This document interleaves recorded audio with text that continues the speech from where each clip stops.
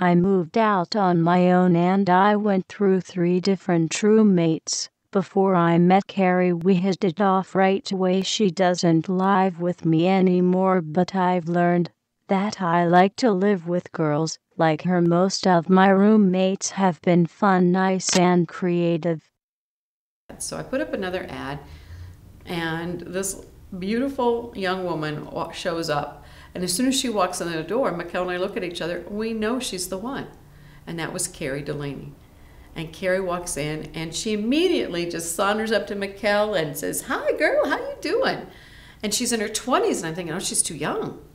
I'm looking for somebody that's got the maturity. But the way the two of them connected, they looked like they were soul sisters from the minute they met each other. And I'm going, I think we have to give this a shot. Because Mikkel was immediately drawn to her, so happy and engaged with this woman. I thought, well, maybe somebody 20-something years old is old enough to do that. But it was outside of what I thought Mikkel would need. So it was a lesson to me that I had put my projections on 30 to 40. You needed that maturity and somebody that was a quasi-mother.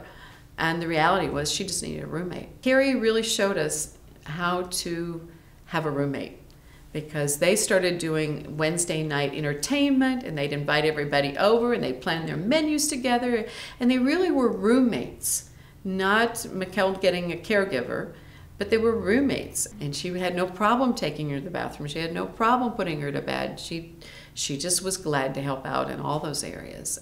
And the only problem was that this was a temporary place for Carrie, so she was only going to stay for about 5 months. But at that time, Mikkel had successfully lived on her own for a year and qualified for the program to buy a home. Owning my own home makes me feel responsible. It is nice to live away from my mom, but I like that she lives only a few blocks away.